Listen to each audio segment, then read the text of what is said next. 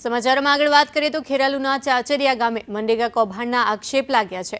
24.85 લાખના કૌભાંડનો ગામના આગેવાન દ્વારા આક્ષેપ લગાવવામાં આવ્યો છે। ચાચરિયા ગામના ચૌધરી જશવંતભાઈનો આક્ષેપ છે કે ખેરાલુ ટીડીઓ કે ભાટિયાએ નિવેદન આપ્યું છે।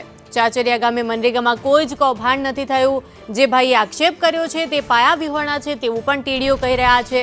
સાથે જ તેમણે એવું પણ જણાવ્યું છે કે 2021 થી 2024 સુધી 11 કામો મંજૂર કર્યા હતા અને આ તમામ કામો એ સ્થળ ઉપર કરવામાં પણ આવ્યા છે। તમામ કામોની ચકાસણી એ ટીડીઓ દ્વારા કરી દેવામાં આવી છે। એટલે એક તરફ આક્ષેપ લગાવવામાં આવ્યો છે કે કામગીરી નથી કરવામાં આવી અને બીજી તરફ ટીડીઓ કહી રહ્યા છે કે તમામ કામગીરી કરી દેવામાં આવી છે। જે ભાઈએ આક્ષેપ લગાવ્યો છે આ તમામ આક્ષેપ પાયા વિહોણા છે। બધા રસ્તાઓનો કૌભાંડ જ છે। કોઈ જગ્યાએ માટી નાખવામાં આવેલી નથી। જેસીબી દ્વારા કામો કર્યા છે। આરટીઆઈમાં માહિતી માંગવા છતાં હજુ મજૂરોનું લિસ્ટ તો આપેલ નથી। જે 5 રસ્તા છે તેમાં એક પણ રસ્તો એવો નથી કે જો 50 પાર્ટીએ પોતે 10 સ્ટોલો નાખી અને માટીકામ કરેલું છે। એ પણ મનરેગામાં 5 લાખ સમથિંગ એટલે 487 જેવું કંઈક બિલ પાડેલું છે।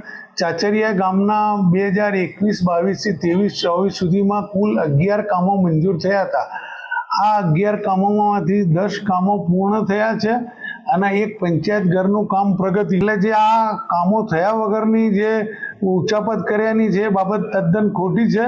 એ એમની કોઈ ગેરસમજ